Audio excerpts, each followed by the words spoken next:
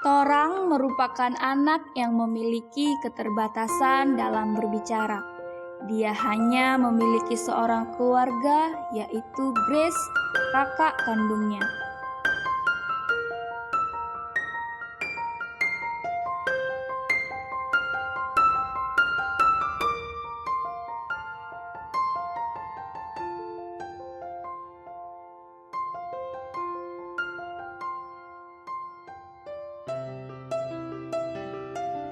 Orang lagi ngapain?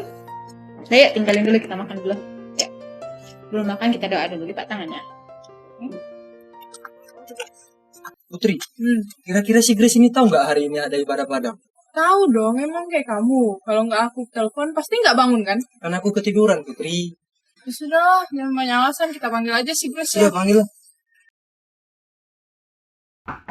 Grace? Shalom! Grace? Bentar ya. Kalian dulu ya. Grace? Putri lihat. Masuk ya.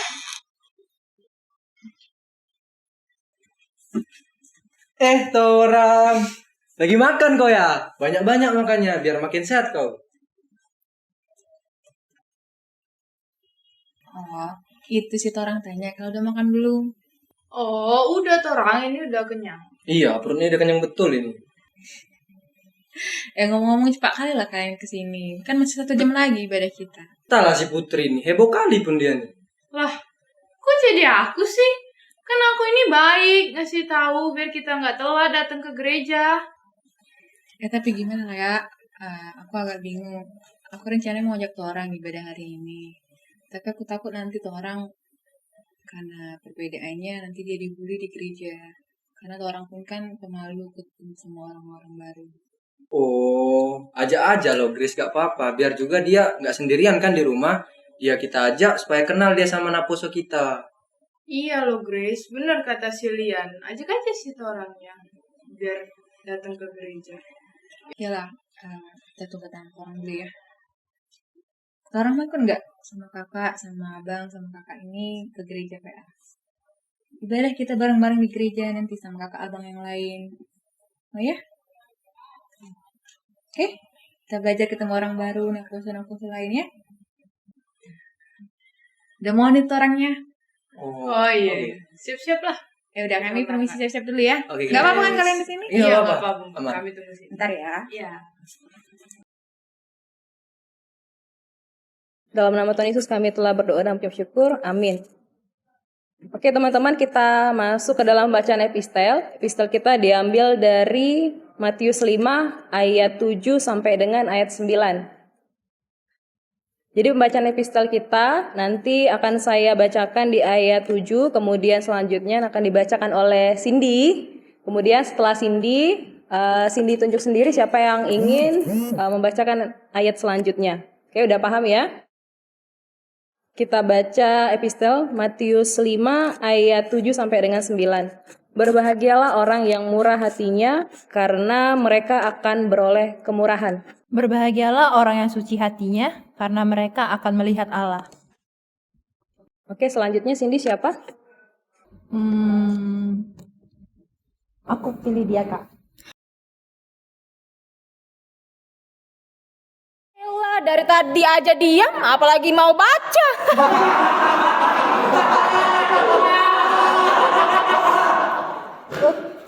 Sorry, kukira dia pendiam, rupanya nggak bisa ngomong. Tega kamu Cindy, gak kasihan kamu sama adikku. Emang kan di sini kamu sendiri yang mesti paling sempurna. Hah? Salah kamu, Grace. Ngapain kamu ajak dia ke sini? Kan di sini untuk pemuda-pemuda yang sempurna, bukan kayak dia. Udah diam kamu. Oke, sudah. Jadi pembacaan selanjutnya itu nanti dibacakan sama Grace. Ayo Grace, ayat 9-nya dibaca. Berbahagialah orang yang membawa damai, karena mereka akan disebut anak-anak Allah. Oke, kita berdoa.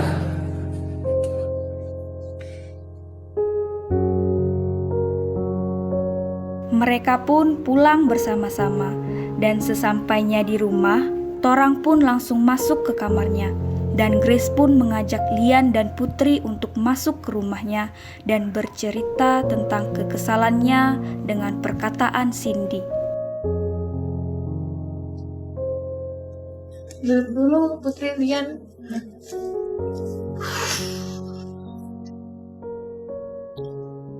Aku mau cerita sama kalian. Kalian nggak apa-apa kan dengerinnya? Karena cuma kalian ada di sini yang aku punya tempat aku bercerita. Iya kok Grace, kami mengerti dengan keadaanmu saat ini.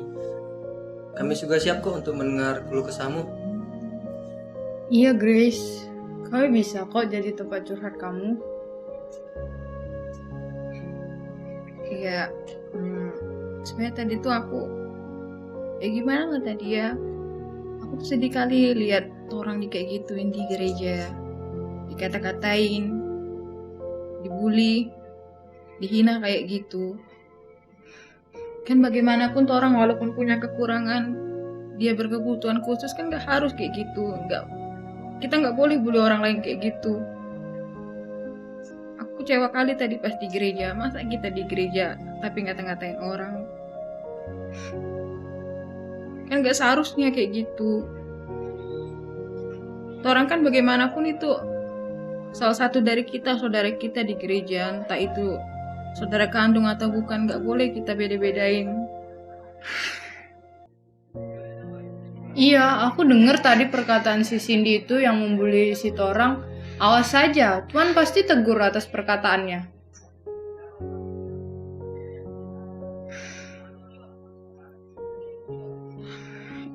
Ya gimana lah ya. Ya udahlah, walaupun kecewa. Tapi kan ya, bagaimanapun ya aku udah maafin Cindy. Cuman ya itu kita harus doa supaya Cindy nanti kedepannya bisa berubah, nggak lagi memperlakukan orang lain kayak gitu. Entah bagaimanapun rupanya, entah bagaimanapun keadaannya, entah berkebutuhan khusus atau enggak seharusnya dia ngata-ngatain kayak gitu. Iya Putri, kamu juga gak boleh ngomong gitu tadi. Kita doakan aja lah supaya Cindy ini berubah sifatnya, gak ngata-ngatain orang dari segi fisik maupun rohaninya. Tetep aja aku masih kesel atas perkataan dia. Coba tadi kalau aku duduk di sebelah dia, udah aku tampar mulutnya. Put, kamu aja tadi diem aja. Kamu mana berani pasti bilang ngomong di depan banyak orang kayak gitu. Aku tahu loh sifat kamu cuman berani ngomong di belakang orang. Udahlah, kok jadi aku sih yang disudutin? Kita tenangin aja sih Grace. Ya kamu sih gitu.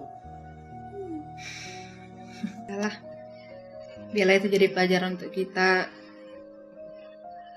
Untuk memperlakukan orang lain itu gak boleh beda-beda, semuanya sama di mata Tuhan, kita itu sama. Kita doain aja semoga Cindy dan kawan-kawan kita bisa berubah, gak lagi menilai orang cuma dari rupa, dari apa yang dilihat oleh mata. Tapi bukan mau ngusir nih, maaf ya. Udah malam nih, udah jam berapa itu, nanti cari sama orang tua kalian, kan kita udah keluar dari sore. Gak apa-apa ya, aku bukan ngusir nih ya. Kalau aku sih gak apa-apa Grace, rumah aku kan deket sini. Kalau dia nih nanti dicariin lo belum pulang. Udahlah Putri, kita pulang bareng aja. Kalau kau sendiri nanti malah mampir ke warung beli es krim. Udah ayo kita pulang. Untuk Grace tetap semangat ya, keep strong dan tetap andalkan Tuhan dalam hidupmu. Iya Lian, makasih ya. Ya udah deh Grace, kami pulang dulu ya. Ya udah, Grace, tetap semangat ya. Makasih ya kawan-kawannya. Tetap semangat ya Grace. Ya. Salam untuk orang. Hati-hati di jalan ya. Shalom.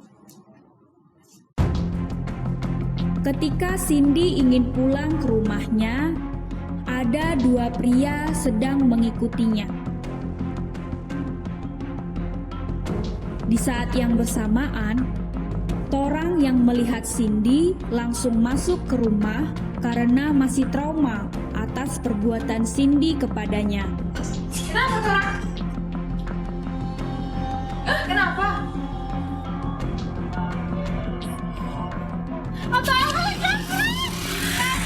Kenapa, Torang? Ada apa itu? Gak teriak-teriak.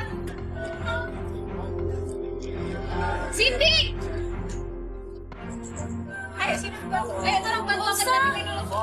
Ayo lah, aku bawa kurungan dulu ya.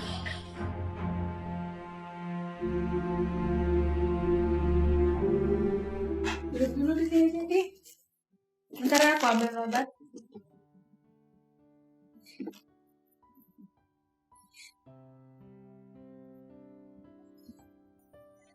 Kamu tadi kenapa, Cindy? Tadi aku jalan di depan, tiba-tiba ada orang yang jambret aku. Astaga, Cindy. Memang di sini agak rawan. Itulah kenapa kami juga nggak berani kalau main HP keluar. Lain kali kamu harusnya hati-hati, terutama kalau dari daerah sini. Kalian kenapa sih? Maksudnya apa? Ya, kenapa kalian mau nolong aku? Padahal aku kan udah jahat sama kalian. Oh, masalah itu. Memang kemarin aku sempat kesel dan marah karena perlakuanmu terhadap orang. Kami kecewa kenapa kamu bisa berbuat seperti itu. Tapi udahlah, itu kan udah kejadian kemarin. Kami udah maafin kamu kok. Biarlah yang berlalu itu jadi pelajaran buat kita. Tapi kan perbuatanku kemarin sudah buat malu kalian. Kenapa dengan segampang itu maafin aku? Cindy, kita itu kan memang diajarin untuk selalu memaafkan orang-orang yang bersalah sama kita. Bagaimanapun orang itu menyakitimu, kita harus senantiasa memaafkannya. Dan aku sama Torang udah maafin kamu kok. Kamu cuma berharap kedepannya kamu bisa berubah jadi lebih baik lagi, nggak melakukan bullying seperti itu lagi.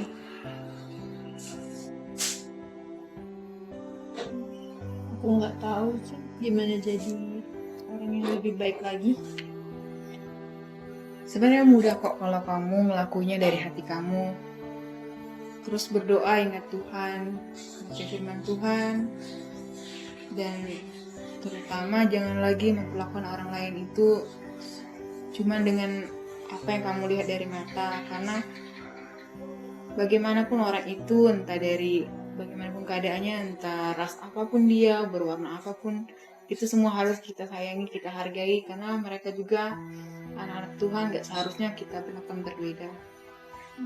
Indah Grace, terima kasih atas sarannya. Aku banyak belajar dari kamu. Walaupun kita diejek atau dikucilkan, kita harus tetap berbuat baik dan terus mengandalkan Tuhan. Benar itu. Adalah yang terpenting di sini, kamu mau belajar dan di sini kamu udah maafin kamu kok. Ya kan Tora? Udah maafin Kak Cindy kan? Aku minta maaf ya untuk segala perbuatanku, dan Torang, aku minta maaf ya untuk atas perbuatanku ke kamu.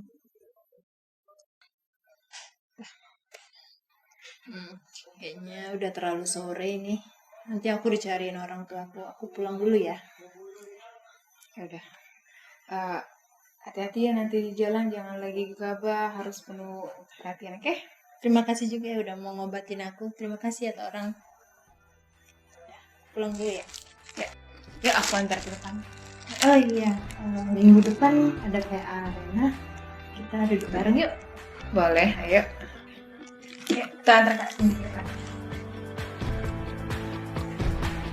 Setiap orang memiliki situasi berbeda dan detail setiap kehidupan adalah unik. Saya telah belajar dari kehidupan Torang dan Grace tentang rasa bersyukur. Meskipun ada perbedaan, bukan menjadi penghalang kita untuk memperbanyak teman, karena perbedaan akan menimbulkan sebuah rasa kebersamaan. Jadikan perbedaan sebagai kelebihan dan bukan kekurangan.